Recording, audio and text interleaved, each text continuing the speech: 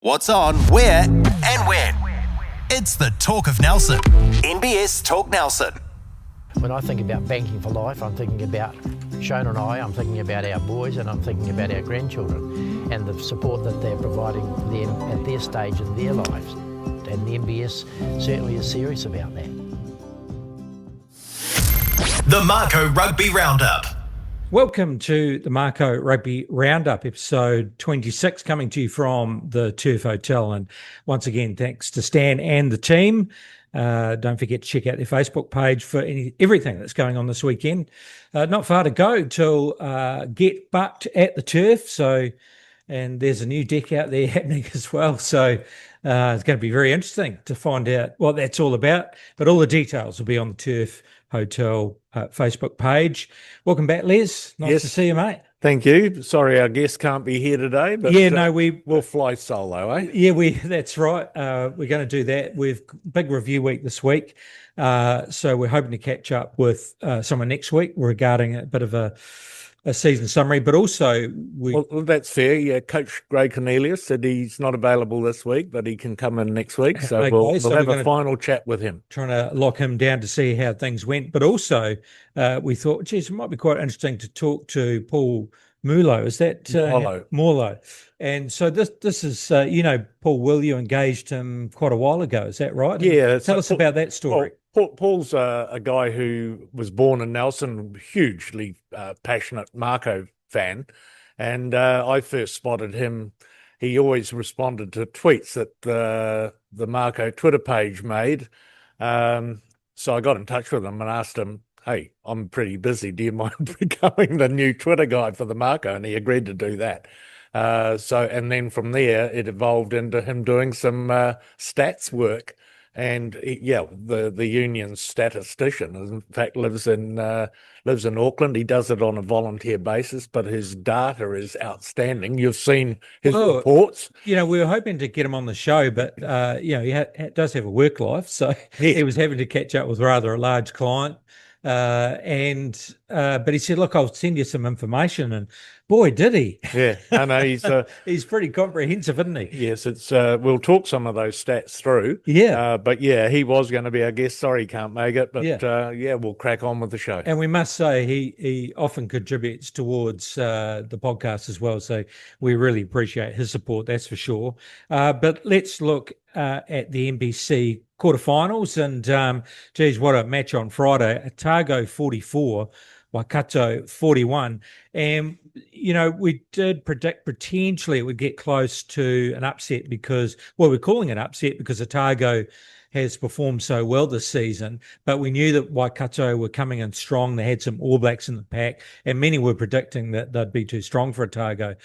But geez, big score, and then Otago do it in the dying minutes. Yeah, so Otago had a pretty decent lead, and then Waikato came storming back with 3 tries to tie it up with about 2 minutes to go. So yeah, it was a really entertaining game of footy, and then Cam Miller with the clutch penalty from basically on the halfway line. It was a very good kick. So he can call himself Mr. Clutch now.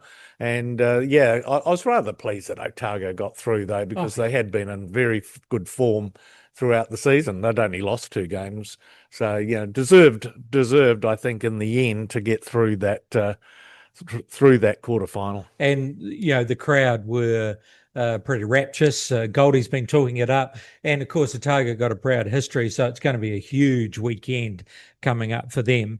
Hawke's Bay defeating Taranaki 12 at McLean Park, and Taranaki, people were talking up Taranaki's chances, but both Bay of Plenty and Hawke's Bay are making this last-ditch run, and I think you started off talking them up at the start. Then you started to backpedal a little bit when they had some results not go their way. Exactly. But now they're surging forward, and you say, look, I told you I was going to back them all the way. Two of my top 4 teams at the beginning of the year, and they have come right.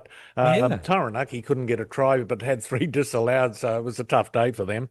But yeah, Hawke's Bay win their quarter and get to face Canterbury. Yeah, and then Counties Manukau, which had been a bit of a train. We'd felt that the week before, and they were starting to come good, and a lot of people were picking potentially this could be an upset, just the way that counties were playing, but Canterbury showing their class in the end, 23-15, but they were pushed to the limit. Yes, so you had to go to extra time for this. Yeah. So, Counties Manukau had first use of a very strong breeze and ended up going to Oranges with a lead. But Canterbury, with the wind behind them, ended up tying up the scores 15-all. And then, with the extra time, I think it's 10 minutes each way, or whatever it is, Counties again had first use of the wind, but couldn't score any points. And then when Canterbury got the breeze, they put on 8, so they kicked a penalty and scored a try. So, it ended up being a win for Canterbury, but they had to work for it. Yes, they did indeed. But I guess if you're going to have to go that deep against a very good attacking side, that does show their class, that they're able to hang in there and do the hard work. So I do feel that they're going to be pretty battle hardened. They'll either be worn out or battle hardened going into which is going to be some very tough games in the semi-finals. So then finally, Bay of Plenty 27, Tasman Mako 7, a better score than when we first met them. And at half-time, we were up, weren't we? 7-6, yeah. 7-6. And you'd have to say that it was looking quite even at that point. Yeah, the pub where I was at, we were getting quite excited because they were really playing quite well, and a terrific try for Kyron Tomafalo. Yes. So put on by David Havili with a kick through. So second half, fingers crossed, but unfortunately, Bay of Plenty just got that strong, fast start in that second half and ended up winning comfortably. Yeah. As you say, 27-7. So that's the end of the season. Played 11, won 5, lost 6. Season done. Well, we're going to talk about the season more in depth, but first of all, there were no real changes to the squad named on Wednesday, so they went in with a younger side. I mean, there were 1 or 2 injuries to the Mako side. I guess that's the story of the season. But they would, as Kyron pointed out, we were walking towards this game. We were confident. We wanted to get that result. All Mako players received game time, which is fantastic. So they all had a run. 3 tries to Bay of Plenty, 3 conversions and 2 penalty goals. And then, of course, the try to Kyron in the corner. Just the vision of David Havili to see that he could put a ball behind the defensive line. You could see him put his head up and say, oh, there's an opportunity. I think he was putting it in for him because you could see him sprint through, but Kyron was onto it and very comfortably scored. William Havili got the conversion. And a yellow card, though, also at one point throughout the game. And a penalty try again. So yes, that's right. That's right. A couple of disciplinary issues there, but yeah, and a debut for a Maris man, number 251. Right, I was going to ask you about Joseph. Yeah. So he's a big, strong sort of 6 who can play 4, ball carrier. I think he'll become a very, very good player as he gets more game time going forward. Yes. So as you say, Les, that was pretty much the season wrapped up, which is, it's strange in the quarters, isn't it? Because all of a sudden it comes to a big halt and you really want to kick on to those semi-finals. And I guess in the past, although last season before that, we haven't gone the full depth, even though there's been some promise. We're used to the dizzy heights. But, we made the top 8 and we did make it to the quarters. But, all of a sudden it's just over and it just seems like everyone's a bit deflated. But quite interesting when corresponding with Paul around some of the season stats. So as you pointed out, played 11 games, won 5, lost 6. So around 50-50. Points for 331 against 317. Again, around 50-50, isn't it? Yeah, and this, this will bear out in more stats that, although we scored 51 tries, which is the second most number of tries ever scored by a Mako team in a season, 62 tries in 2019, right? They also conceded 46 tries. So, it's, again, a 50-50 stat. So conversions, kick 35 against 29, but penalty goals, kick 2, had 8 scored against them. So, it was just one of those games, a 14-plus differential in point scoring, and that is a 50-50 year, basically. Yeah, and, if you look at that score at Bay of Plenty, the first score, which we thought was quite high, if you look at the rest of the games, the rest of the season, there were some very, very high scores right throughout the season, and there was some question now about what's happening with our, with rugby teams' defences. And they were talking about the All Black Secondary Schools team that got walloped by 80 points, or got 80 points against them. So, there was just talk about the attacking structures, how good they are now, and the fact that there's some really powerful, exciting running players, which is a bit of a change from the past, because rugby at one point got quite boring with the fact that it was just all scrums and defence. But things are starting to open up, and now the focus now must be going back onto defence. Yeah, especially as you go into the international window. Yeah. New Zealand rugby, we do like to play with attack and flair and give it a crack. But when it comes to international rugby, especially against Northern Hemisphere sides, you really got to tighten it up. Yeah. So that will be an interesting watch when the Northern Tour happens. They call them the Iron Men. So these are the guys that played 11 games. So every game. Ryan Coxon again. Yeah. Yeah. He's a machine, isn't he? So shout out to Ryan, because Ryan he's been a Mako for quite a while, and he's now got to his Blazer game. But he was a guy who got injured quite frequently during seasons. But man, the last 2 years, he's just been a beast for us, alongside Sammy Martinga in the front row. Yeah, so big shout out to Ryan Coxon, playing all 11. And your favourite Mako, you'd have to say, Tasman Mako? My favourite hooker, for sure. He really did. When he came on into the starting lineup, our line-out shored up, and we'll talk about his try-scoring ability, but yeah, good player. Willie played all 11, as did Kyron Taima-Falau, and our new lad, Mako debutant Lopeti Faifua. So we had Lopeti on the show, and Kyron, of course, and good young men who have enjoyed their season very much. So I wonder, it'd be interesting to now watch him in Super for Western Force, because it was a name that I didn't recognise. But now, of course, I'm going to be watching out for him when I watch the Western Force. So, it'd be interesting to see how he goes and whether he gets a regular start. The Mako debuts, and I guess a bit of a joke, Mako 245. Mitchell Drummond, the up-and-coming rookie from Canterbury. Mitchell's no joke. He's a really good player, but he is a debutant. Yeah. And there were others, of course. So, Tasman Mako and Lopeti Faifua debutants. But, out of club rugby, you had Tom Hayward from Waimea Old Boys, Will Thornelli from Marist, Brodie Robinson from Nelson, and Joseph Damoni, also Marist. And then another old boy halfback, Jay Renton, who had to come to us from Southland.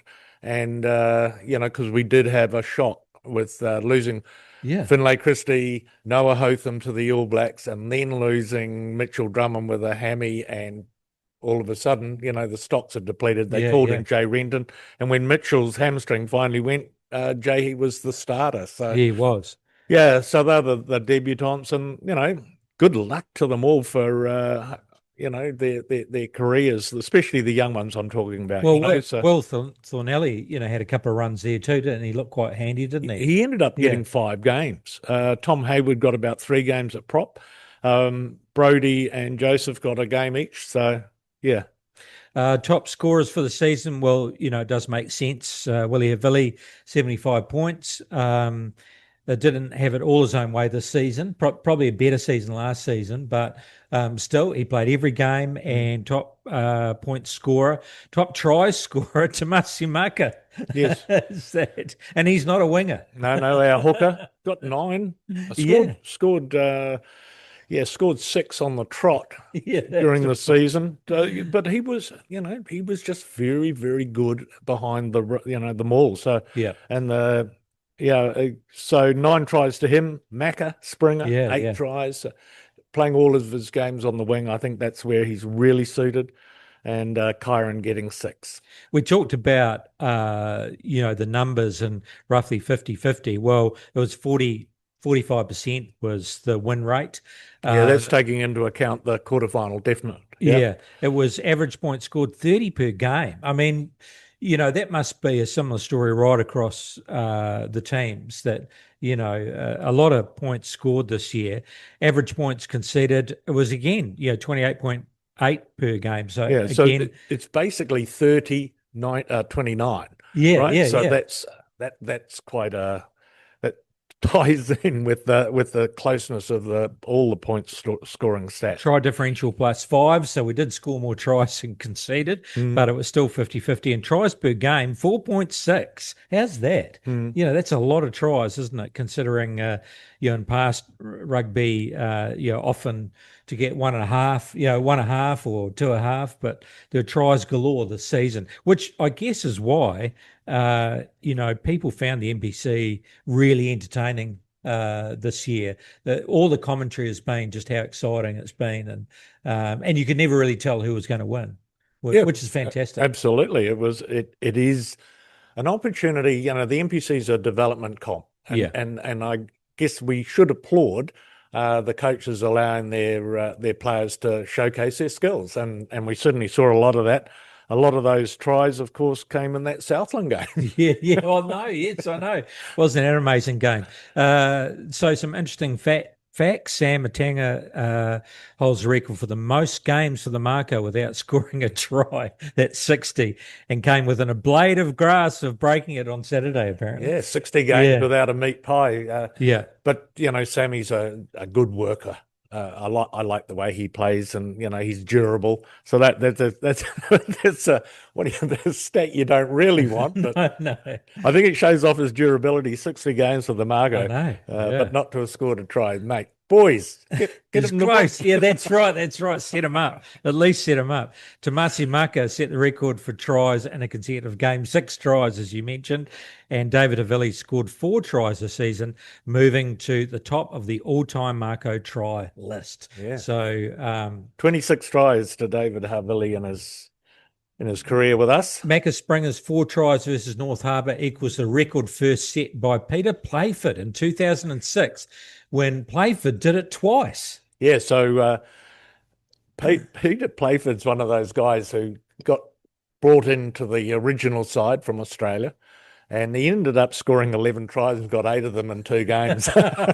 So well done, Mako. The 4 tries against North Harbour, that's pretty cool. 51 team tries in 2025. You mentioned that, the second highest Mako season tally behind 2019. So isn't that amazing that, we'd go second highest for scoring tries in a season, and we only made the quarters. It just goes to show the difference with the competition. Didn't get through the quarters. Absolutely. And defence, but in their defence, all teams suffered from a lot of points scored against them. The win over Southland extend Tasman's record streak. Southland aren't going to like this, it's a record streak against a single opponent, 10 straight. Yeah. And I'm sure they'll be hearing this and saying, not next year. Yeah, well, they've never had their hands on the Clark Dermody Cup. So. Yeah. Now, we've got some quite prominent names actually departing the Mako. Sad to see. Quinten Strange. So is that... To Japan. Japan. Yep. Debuted against Waikato and Blenheim. They won that game 24-19. 85 games. Yes, and 10 tries. That's pretty good, isn't it? It is very good. And look, we missed Quinten in the quarterfinal. Yeah. Because he'd played 10 games up until then, and he was, our big experienced lock we also had lost Hunter Lepine the week before. Yeah, So, yeah. you know, two big second rowers out of missing. But yeah, Hunter will be back. Quinten, maybe one day he will come back. He only needs 15 more games, which is a season and a half. So let's see. Levi Aumua, so Japan as well, is it? Yes, yep. Going back to Japan. So he debuted against Canterbury 2017. They lost that game 39-0. He's played 74 games and 20 tries. Yeah, so he's a 100-pointer for the market. Yeah. Look, I remember when Tony Lewis called me into his office to look at a video of a boy that he was looking at in Brisbane.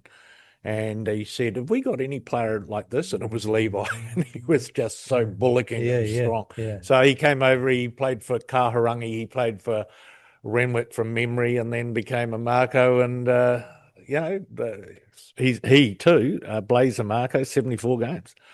Then we've got Sione Havili Talitui, who debuted in 2018, again versus Canterbury, actually won that game 25-17, and again scored 10 tries. Yes. Yeah, so Sione's story was that he was on an under-20s tour when Marty Verco was the manager.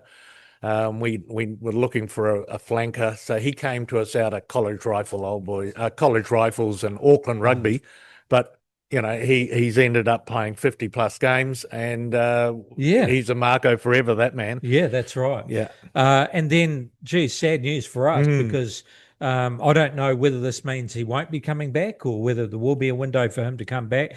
But he captained a side this year. I think a lot of people thought that, you know, if he is coming back, he's going to be a future captain for the Mako and a real leader in our team. But Fletcher Anderson, yeah. Fletcher Anderson. And he debuted 2022 against Canterbury, lost that game actually quite heavily, 52-20, but he played 25 games, 1 try. So hard worker, just able to get make that advantage game line. You know, I saw some highlights of his work and just his strength, you know, carrying 2 or 3 guys on his back. But he's off to Wales. Yes, he's going to play for the Scarlets. Now, we did a podcast with Fletcher earlier in the year, and at that time he mentioned off air that he'd had an approach from the Blues. Yeah. And so I'm thinking, yep, we're going to have Fletcher in the Mako for the next few years, and like you thought he'd be a long-term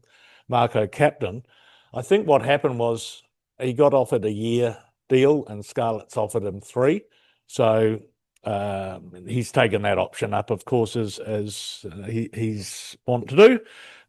He's young enough to come back, definitely. Well, we hope so. After 3 years, but he could become eligible for Wales as well. Yes. Interesting. Yeah. And I suppose looking at Canterbury with the amount of loose forward options they've got, he obviously weighed things up and thought, geez, you know, it's going to take a while for me to get into that position, and I could be going to play. Now, I presume they play the Premiership tier over there in the English League. I haven't actually looked it up. No, I don't know what level it is, but it'd be a scene. You know, Scarlets would have they'd have a probably not the Gallagher division, you know, the Premier division, but let's check that out. Sorry, and talking nonsense here. Yeah, but I don't know. But the thing there is, I guess they do play a lot of games. He's probably going to be on a reasonable wage over there. Life experience. You know? Yeah, that's right, and life experience. But I'm still disappointed that a Super Rugby team, e.g. the Highlanders, couldn't have found a spot for him. I know, yeah. He is a real talent. I would have thought on the radar for the future. Paul's summary. Well, now, just before we move on, there's also a couple of management lads leaving. You know, Hugh Bainan, of course, has picked up a role at the Chiefs, and he leaves very shortly, like the end of this week, I believe. And Luca Roden, who's the analyst for the Mako. He's done, 4 years with us. He's been an under-20s analyst. He's going to the Chiefs also. So what's going on there? Well, have we got someone living down here that's just pilfering?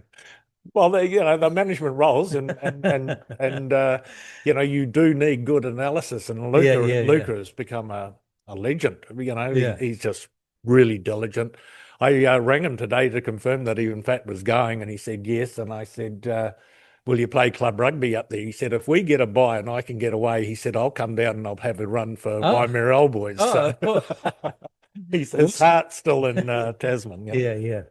Oh, well, wish luck him to all the those best of two. luck. Yeah, 100%. Now, so Paul's summary, I guess, without going through every stat that he's put down there, it sums it up. If you look at his overall stats, Tasman in the first half has scored 207 points, and in the second half, 124 points. So I get his summary is pretty much saying that, we start well, we had a good first half, and not every game, but we didn't seem to be able to kick on. And secure that. That's my excuse me. That's my observation of how we would play. So many times we went into half time watching a game thinking, "Oh, this is going to be good," and then the second half somehow we weren't connected, focused, and they would kick on. So that's telling stats. They outscored us, 121 points in the first half. They would score 121 against us in the first half and 193 in the second. So, yeah, it just says that the second half was an area where somehow things went astray. So the averages per game was 18.8 in the first versus 11.3 in the second, and against us, 11 points in the first and 17.5 in the second. So, I'm sure the coaches get those stats, and I guess, in review, Paul's stating frustration. What's another term? Bit of a disappointingly. You can take two on that. We had a favourable draw, so he's saying no Wellington, plus missing either Taranaki or Hawke's Bay, and yet 4 big issues cost us if he's looking at his summary stats. So in defence, 51 tries means less if you leak 46. So even though second highest of any season, we leaked a lot. The top 2 inches, aside from Canterbury, we switched off for periods in every game. And I think we've mentioned that throughout the season that, I don't think it's very difficult to do a complete 80 minutes, but, we didn't seem to get that consistency right throughout the whole game. And so many times that switch off was after halftime, immediately after halftime. Discipline. I didn't realise this. Highest penalty count across all teams. That is, well, you could see us towards the end of the season getting pinged a lot. So, that's over enthusiasm, desperation. Desperation, yeah. We know when they put on that jersey, they want to go 120%, but I guess it has to be calculated, doesn't it? And it's a little bit about technique and, learning what the referee calls. It could have been also, as the season went on, we did have injury and we had on the whole a younger set of players coming on and learning the ropes. Yep. Yeah. But, in that second half, you start conceding points, you get behind the 8 ball, you got to do everything you can to claw your way in and it just exacerbates because you're doing what you can to try and get the ball and get back into the game. But, you're breaching the rules as well. So, that's. I don't know if we've ever had a season before where we've been the most penalised team in the competition, and no in-season fixes. So I guess his observation is that we were waiting for that to happen, that complete game where we saw improvements. And even though I think we did play with heart and we played with flair and passion, those little things were upsetting our game. It didn't seem to improve as the season went on. Yeah. 2 other things that we should bear in mind is, we would get All Blacks and lose All Blacks. Our captain was going to be Finlay Christie, and due to circumstances, he got called into the All Blacks. We never saw him. Noah Hotham, was always going to be in the All Blacks, but we did expect to have Finlay Christie for some time. So that was a loss. We had Lester Fainga'anuku come and go because Jimmy Tavanawai, an All Black, got injured. The injury count is also a massive part of the season. I would go to watch them train, and the injury clinic had so many quality players. So, I know that they don't use that as an excuse, but the injury toll was tough this year. And so They're circumstances that led to quite a number of debuts. Well, they do affect you. You can, it's a team and a coach's job to try and keep a positive swing on things. And, and you can say, well, look, we are a squad. It gives an opportunity to another younger player. But, key players throughout the season and also that consistency. So if you've got consistently players coming in and out, it's hard to get that consistency, and especially good, top class, world class, top quality players. So, that does have an effect. And a shout out to you, Les, actually from Paul, thanking you for the opportunity to run the Mako Twitter from round 2, 2017 versus Manawatu, which led to becoming the Mako NPC statistician. And that's 9 seasons completed. He's a trooper. And the Bay of Plenty game was indeed the 100th live tweeted match. So there you go. Also running stats for the Mako FPC team as well. Remarkable contribution, and thank you, Paul.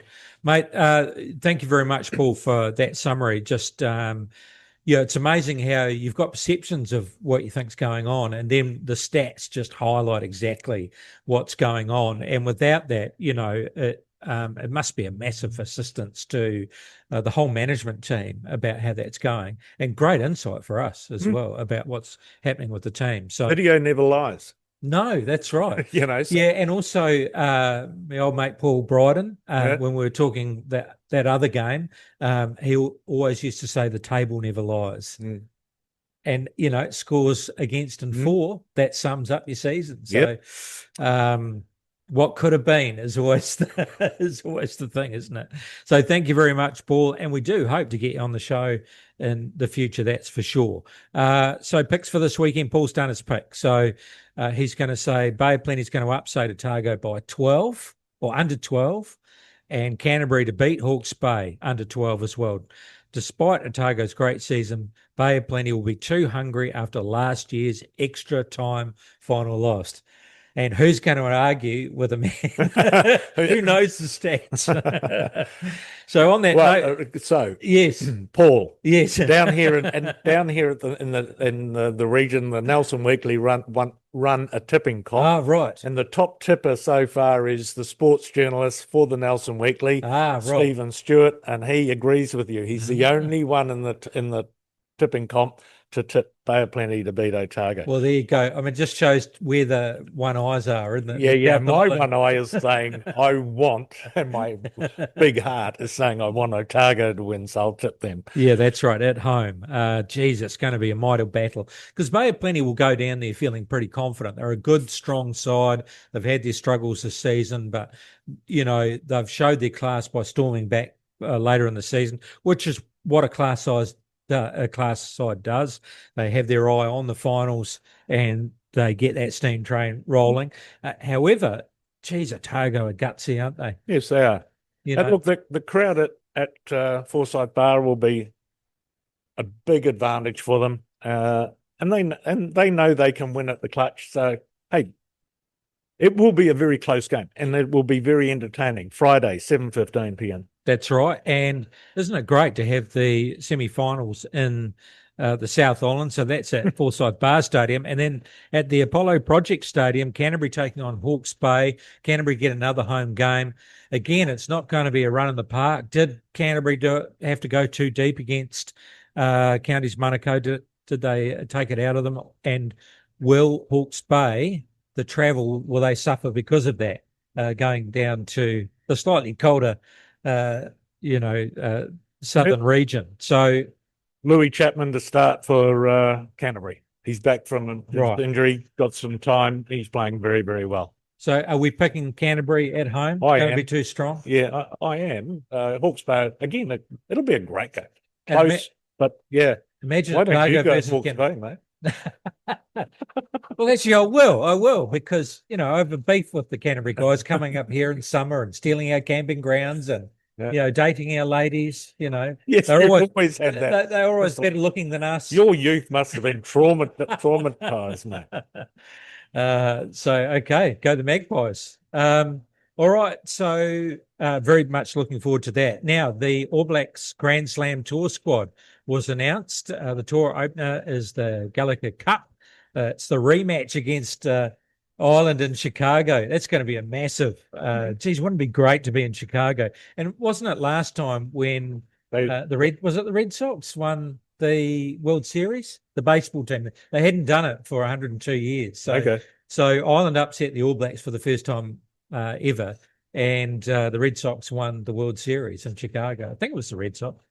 Anyway, so 103 years apparently. So, then they go on to Scotland, England, Wales. Discussions. I mean, there were no real massive surprises there. In the past, I guess maybe because we haven't, we've had 15 teams before, New Zealand 15s, but often they didn't often go at exactly the same time. It wasn't regularly that we pick a 15s team, but it seems now every season we're picking this 15s team. And I guess instead of including one or two bolters within the All Black team for the end of season tour, and also, these days if you play Scotland at Murrayfield, we sometimes would give our up-and-comers a go at them, but now you probably wouldn't, not at Murrayfield. No, not anywhere. So it's the first Grand Slam tour since for 13 years, so it's pretty prestigious to take it out, the Grand Slam. So I think they're giving it their full attention. But the All Blacks 15 does include some up-and-comers because it only includes 8 capped All Blacks. The one that missed out that we all thought might have had an opportunity was the Otago halfback Dylan Fletcher. Yeah. But he didn't get picked, but his day will come. He's just a kid. No, well, Jamie Joseph talked about that, and he said that it was his first season of NPC, and he hadn't even played Super. Oh, he's a kid. And he's 21. And he said, look, talk about baptism by fire, and often the want is to throw these young guys in there. But he said, look, he's got plenty of time. He's going to be a great player, and let's give him a season in Super Rugby before we throw him to the Dragon's Den. So for the All Black team, some notable points. George Bell brought in as a new inclusion.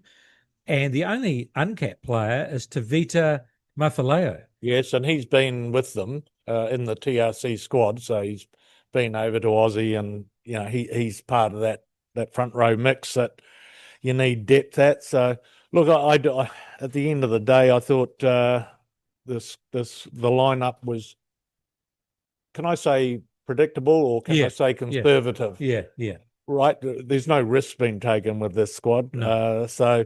I look, a couple of things that I'm pleased. I'm pleased they haven't discarded Duplessis Karifi after he didn't get any game time against the Aussies. So he's touring again.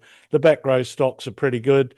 And Sam Darry has been called into the front row to accompany Josh Lord, Scott Barrett, and Fabian Holland. So I'm a fan of Sam Darry. I think he's got a lot of upside, big body. Seems to be fairly durable. I know he's coming back from an injury, but so the up-and-comers there, Sam Darry and Josh Lord, big bodies. Yeah, that's right. And I thought that was quite interesting because when you look at the injury list, Patrick Tuipulotu, then you got Tyrell Lomax, Tupavai, Noah Hotham, Moni Narawa, Ollie Norris, then you've got Offa Tuangapasi, Asafo Aumua, and then you've got Stephen Perofeta, and then you've got Tomosi Tavatavanawai. A big injury list, quite a few missing, but I looked at those locks and I saw Scott Barrett, Sam Darry, Fabian Holland, and Josh Lord. Now, especially Sam Darry and Josh Lord, there was a lot of talk about them 2 or 3 seasons ago, and then coming through injury, they never quite were able to get consistency. And now finally they have stuck with them. So they obviously still believe they've got the goods. Big men, and actually the All Blacks have been waiting a long time to see these guys get some consistent rugby.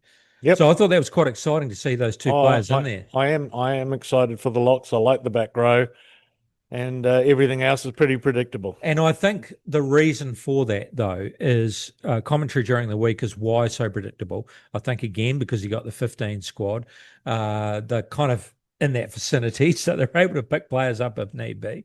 But the other thing too is that if we look at the record for the season and how New Zealanders aren't going to be very forgiving if we get slammed in the Grand Slam, because even though there'll be a focus on the World Cup, if we don't have a good record, we'll ask for heads to roll, won't we? We're talking about Jamie Joseph as a potential replacement or coming into the squad. So, we've lost 2. And what happens if we lost 2 on the Northern Tour? Yeah, there'll be a lot of chatter. So I think that part of this is around that. There's a Grand Slam, and wouldn't it be great to get a Grand Slam? And we're not going to, give up that opportunity. Yeah, and having the an All Blacks 15, coached by Jamie Joseph, yes, playing footy at the same time, it's great. What does it say? Jamie Joseph, what's his role going forward? Tony Brown. There you go. That's what it means. So, yeah, just keep winning, Razor. And then what happens, like they were saying, well, maybe he could come into the fold. Can you really bring in a Jamie Joseph beside, Razor Robinson? I just can't see that working. I think if Jamie comes in, he's got a leader, I think. It's not a question at this stage. And then if he does get the gig, Ruzzy will be whining and dining Tony Brown, left, right and centre. But Tony Brown would come in, wouldn't he? Definitely. He's been waiting for that opportunity to coach the All Blacks for a long time. He's a pretty loyal man to Jamie. So, yeah. Look, it's all conjecture. Yeah. Carl, let's go. Let's just... Could be 4-zip. Yeah. We run the Grand Slam 4-zip. Any surprises in the 15s? Just the fact that they didn't take Dylan Pledger here as well. But I did like the backup 5/8s because New Zealand is in strong need of some depth or some emerging talent. So Josh Jacob and Revez Rehana coming in, and they're both quality. We've talked about them during that's the big talking point at the moment, isn't it? Our lack of number 10. Mo'unga doesn't come in and isn't available till October 26th. So that's a year out from the World Cup. So what do we do in the meantime if there is an injury? Who are the potential prospects? And I have to say, I really like Revez Rehana. Now, he's not flashy, but gee, he's got a good head on him. He's got a great boot. He's calm in that position. The way he led the Crusaders around when he had to come in. He's played well for Northland. Yeah, I really like him. I think these 2 first 5s are terrific and are the next lot until Mo'unga gets back. So, you can end up with 5 really quality first 5s to choose from come 2027. And this is really what they're doing, isn't it? Building depth. Braden Enna gets another go. I was just interested, that they brought in someone like Enna and also Havili, very experienced players. I guess that's to try and, David's had a good season. Braden Enna is a great player. But I guess it's that experience. Is it bringing in some experience into the squad to teach them a few things, I guess, some leadership? Yeah, and having them ready in case needed. So congratulations to our own David Havili. He won't like this, but he's the oldest in the team at age 30. Which, he's still, age-wise, he's still got a few years, doesn't he? Still young, right? And the excitement is at in the outside backs as well. Look, these games will be fun to watch. Yeah. And looking forward to it. So 8 players have previous test caps. It's definitely a mix of experienced campaigners and future internationals. Yeah, and then they mentioned David Havili and also Dalton Papali'i, who's sort of been sidelined, but this is a great opportunity for him to, put his hand back up for any future All Black jerseys. So, yeah, be very interesting. Now, just a quick headline, just some stats on the Women's Rugby World Cup. It smashes records, and as far as ticket goes, 444,000 tickets sold. and the final crowd, nearly 82,000 at the final. So, I guess in Europe, big population base, but it just goes to show that the women's game has arrived and some great rugby played, that's for sure. Absolutely. Any final thoughts, Les? Well, the only rugby really for us to get into are the semi-finals of the NPC, and that's cool because we're going to have our focus will be Friday and Saturday nights at 7:15 on the 4 best teams left in the competition. And will it be an all South Island final and the massive rival? That's what I'm tipping. So let's hope so. That's right. Good stuff. All right. Thank you very much, Les. Appreciate that. Big thanks to the Turf Hotel, proud sponsors of this podcast, and we must point out to check out their Facebook page for everything that's going on this weekend. You can catch this podcast on MBS Talk Nelson website and social media, also Spotify, YouTube, and MBS Talk Nelson Digital Radio. That's a wrap. We'll see you for the next episode next week of the Mako Rugby Roundup. The Mako Rugby Roundup. What's on, where, and when. It's the Talk of Nelson. NBS Talk Nelson.